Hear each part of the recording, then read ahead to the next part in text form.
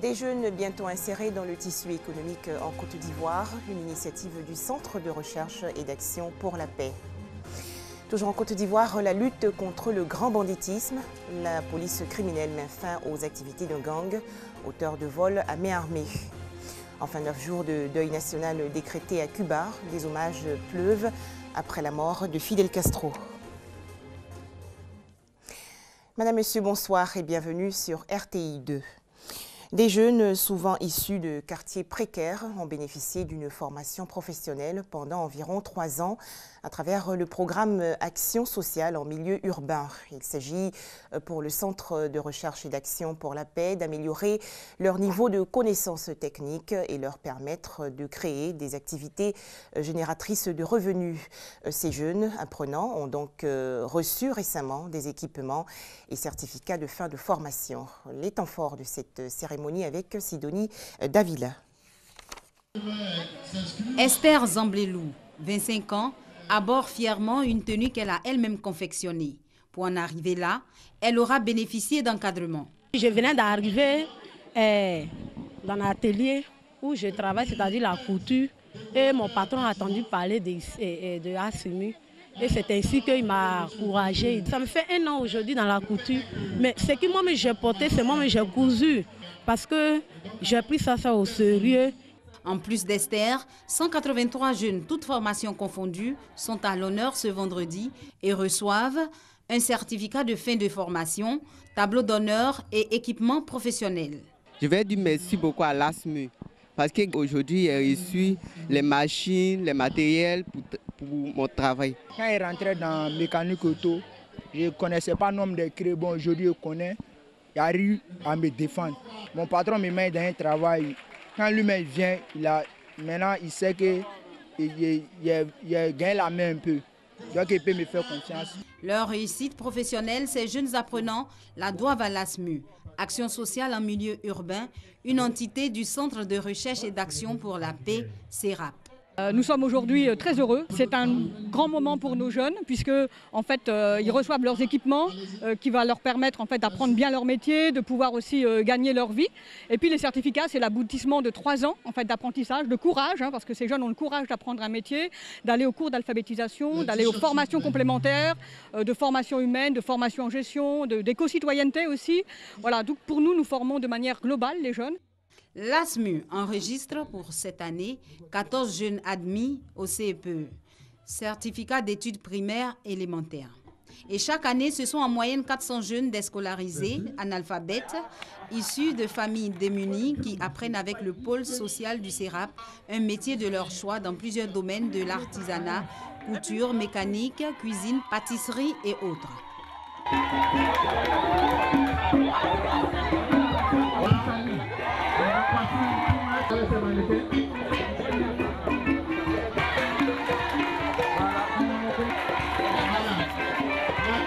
Plusieurs institutions et ministères accompagnent l'action de l'ASMU dont le but est surtout de contribuer à améliorer les conditions de vie et statut des plus vulnérables à travers l'insertion professionnelle des jeunes. Une initiative qui cadre avec l'action de l'État en faveur des jeunes.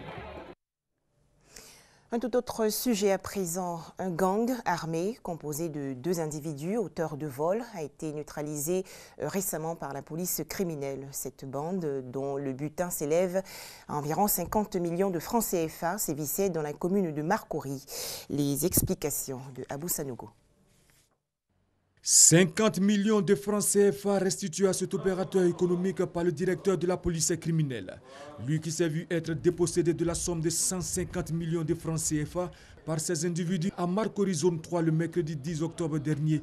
Saisi après ce vol, une équipe d'enquête de la direction générale adjointe de la police judiciaire à travers la police criminelle ouvre une enquête. Un des auteurs de ce vol est signalé à Grand Bassam dans le quartier Moki. Les équipages de la brigade de recherche et d'intervention dépêchés dans cette localité le mardi 22 octobre réussissent à mettre le grappin sur Khalifa Sidibé et Tangara Mohamed Bachirou qui, interrogés, passent aux aveux. Les perquisitions effectuées à leur domicile permettent de saisir cet arsenal de guerre, ainsi que la somme de 50 millions de francs CFA, somme restituée à son propriétaire à la direction de la police criminelle. Les enquêtes se poursuivent pour retrouver le troisième membre de ce gang. Mais en attendant, Khalifa et Bachirou seront conduits devant le parquet pour répondre de leurs actes.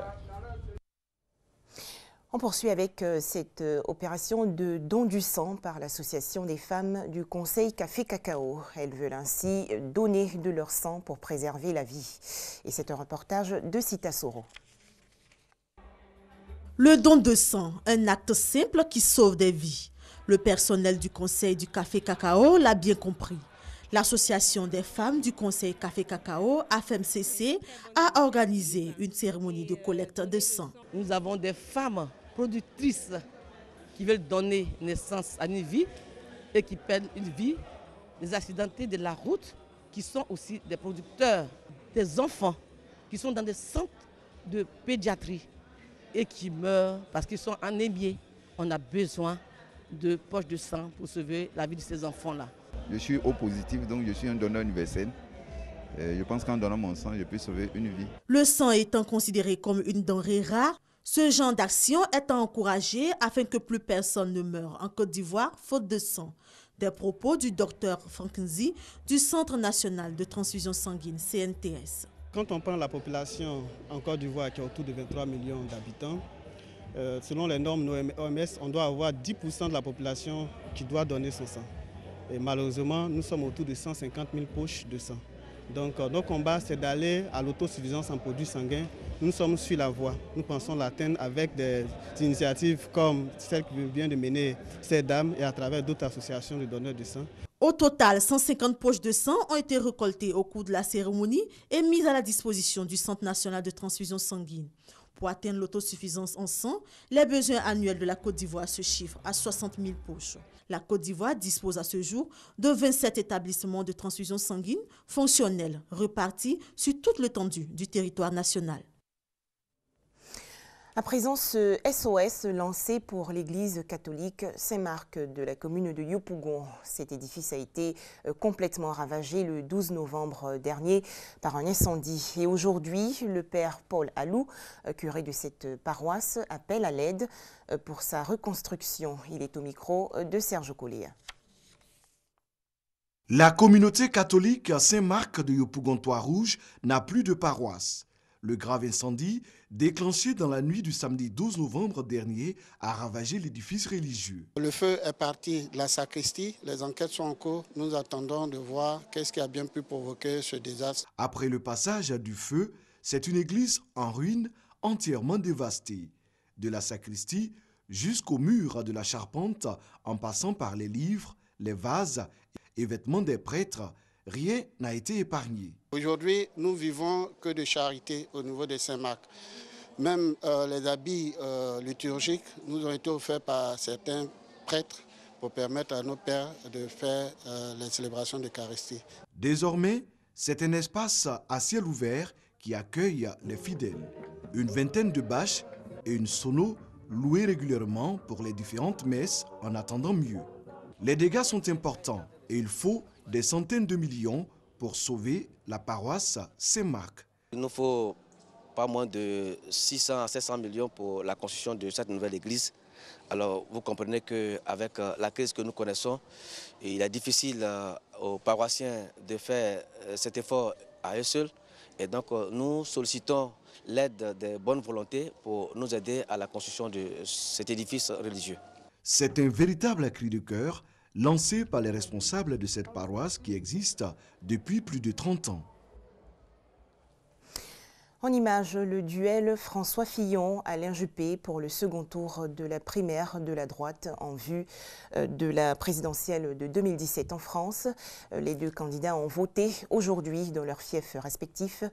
Près de 3 millions d'électeurs ont également voté, soit une hausse de 4,5% par rapport au premier tour. Plus loin, Cuba, 9 jours de deuil national décrété après la mort du père de la révolution, Fidel Castro. Son corps a été incinéré hier. Fidel Castro, resté au pouvoir pendant plus de 50 ans, avait abandonné ses responsabilités en 2006 à cause d'une grave maladie. Et les hommages se multiplient à travers le monde. Après l'annonce du décès de Fidel Castro, plusieurs personnalités politiques, notamment le président français François Hollande et son homologue du Venezuela, Nicolás Maduro, le considèrent comme une figure du XXe siècle.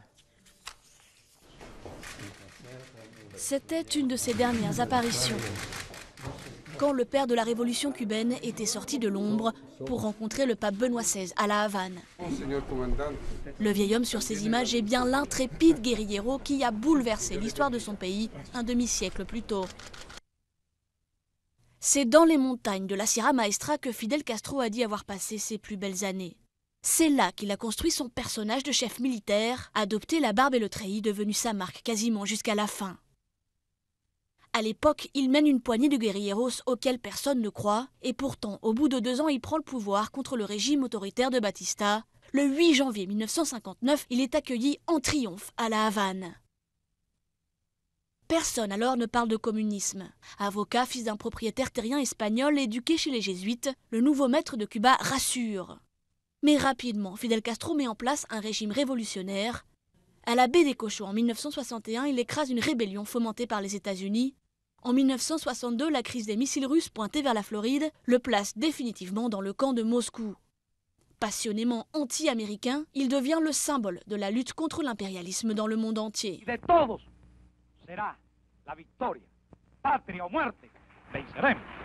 Fidel Castro a toujours été convaincu d'avoir une mission historique dépassant les limites de son île des Caraïbes.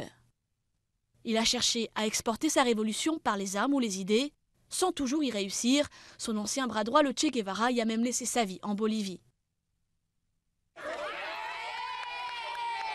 En près de 50 ans, Fidel Castro a été l'incarnation de Cuba. 7 Cubains sur 10 n'ont connu que lui comme chef d'État. Pour son peuple, il était fidèle, un président omniprésent au mémorable discours fleuve, un président paternaliste qui revendiquait le meilleur système éducatif et de santé des Caraïbes. Mais pour ses adversaires, il reste un dictateur inflexible ayant fait emprisonner des milliers d'opposants.